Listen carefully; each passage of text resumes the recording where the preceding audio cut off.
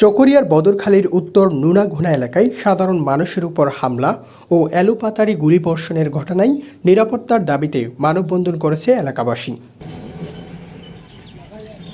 শুক্রবার বিকেল ৩টায় ১ নম্বর ওয়ার্ড নতুন গুনাপাড়ায় এই মানববন্ধন করেন স্থানীয়রা।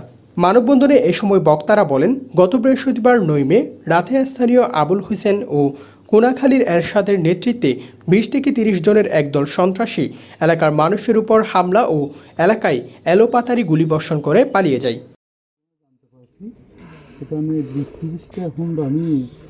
ওই বাংলা বাজারের এরশাদ, তারপরে আরেকজন নুরুন নবী দালাল এলাকা তহিদ, একটা এলাকার চিহ্নিত দখলবাজ আবুল হোসেনের নেতৃত্বে ২০-৩০ জন ডাকাত আসছে। তখন আমরা বাড়িতে ছিলাম, মসজিদের মাইকের মাধ্যমে যখন আমরা শুনছি, তখন এলাকার মধ্যে রাস্তার মধ্যে শত শত নারী পুরুষ ভিড় জমাইছে।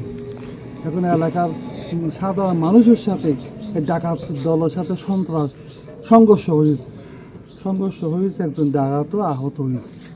প্রজেক্টে হানা দিয়া ৩০ জন মানুষ নিয়ে তহিদ, এরশাদ, আবুল হোসেন এই অস্ত্র মহড়া মাইকার আলাউনের মাধ্যমে মসজিদর মুরুগ পাড়াল্লা বসে আছে। দেখেন আমার এই ভাইয়া বন্দুকের বাদ দিয়া নলি দিয়া আঘাত করতেছে। আমার শান্তি শৃঙ্খলা চাই, এলাকার জনগণের নিরাপত্তা চাই।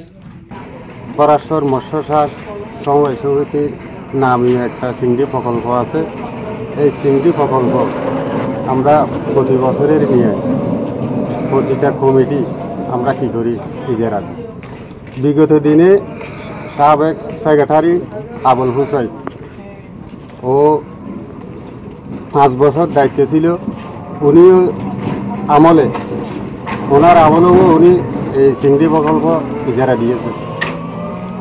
বিগত 5 মাস আগে নতুন নবনির্বাচিত কমিটি ভোটের মাধ্যমে হওয়ায় ও পরাজিত হয়েছে।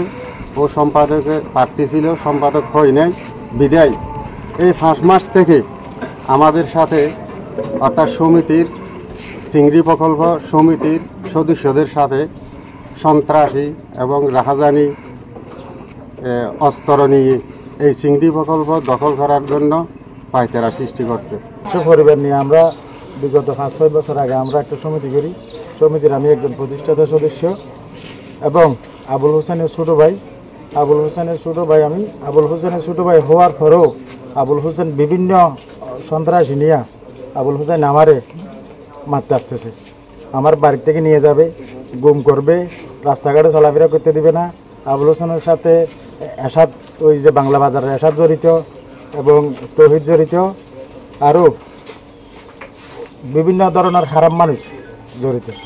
কারণ আর এক পরিবারের সাথে আমি নাই, আমি 100 পরিবারের সাথে আছি।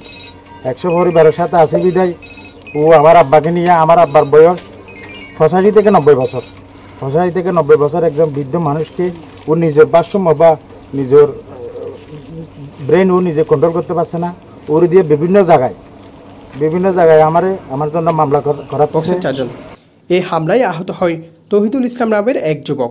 ঘটনায় অভিযুক্ত আবুল হোসেনের সাথে যোগাযোগ করা হলে তিনি ঘটনাটি মিথ্যা বলে দাবি করেন। এটা মাস্তানি, এটা একদম পুরাটা মাস্তানি যে ওরা দখল করতে গেছে, কাউকে একটা দিচ্ছে, ধাক্কা দিচ্ছে, এরকম কোনো ডকুমেন্ট আছে না। দেখেন রাস্তার উপর আসতেছে, ব্যারিকেড দিয়ে ওদেরকে কোপাইবে। এই ঘটনা নিয়ে কোনো পক্ষ এখনো থানায় অভিযোগ জমা দেয়নি। স্থানীয় ভুক্তভোগীরা প্রশাসনের কাছে অনুরোধ জানায় হামলাকারীদের চিহ্নিত করা হোক। এলাকায় শান্তি শৃঙ্খলা বজায় রাখতে আইনশৃঙ্খলা রক্ষাকারী বাহিনীর সহযোগিতা কামনা করেন তারা। Desk report, TTN।